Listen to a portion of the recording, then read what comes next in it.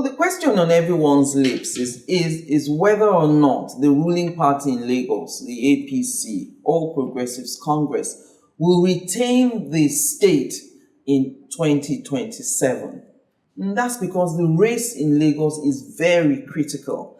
This is the state where the president resides. It is his home state, and it's very, very important to the president to retain this state. It is a state that showcases what he can do as an administrator. Within the party, they call him the actualizer, the hunter of talent, the one who laid the foundation. So the foundation of Lagos, a lot of the members of the APC started this journey with then Governor Bola Ahmed Tinubu in 1999. So that is why there is a lot of interest on this election in Lagos State. And then in the middle of March 2026, I think about the 16th of March, we saw that circular from the Secretary to the Government of the Federation, George Akume, where he said that the President had instructed all political appointees under his administration who intended to contest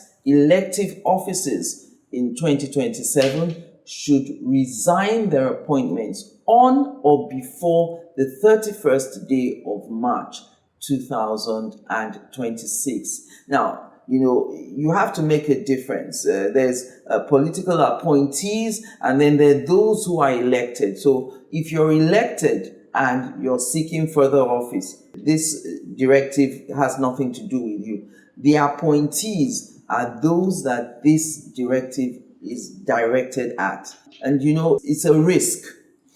You already have a job.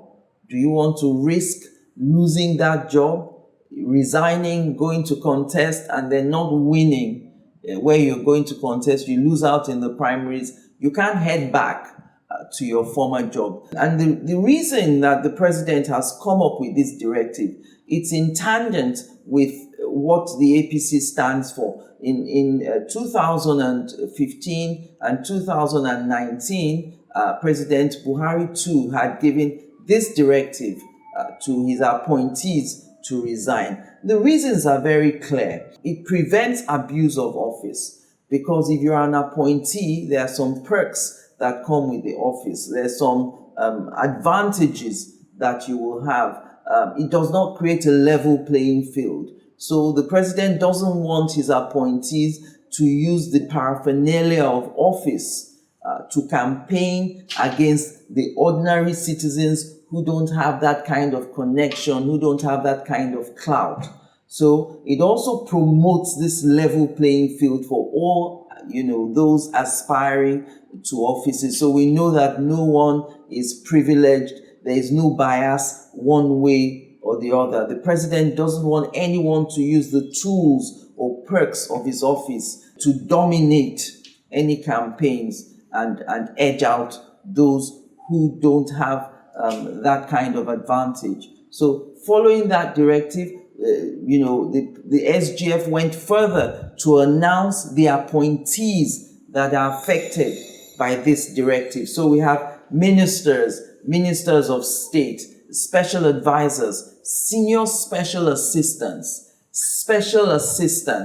personal assistants, director generals, chief executive officers of federal government parastatals, agencies, commissions, and any and all government-owned businesses, companies, as long as you are an appointee of the president and you intend to contest elections in 2027 by the 31st of March 2026, you must have tendered your resignation and handed over all the tools of office they've given you and resign and go and contest. The president has given you his full blessing. So we'll wait to see if many will, obey that directive, because that directive now is crunch time. Now it's time to decide. Are you staying in the job or are you going out to contest? We'll see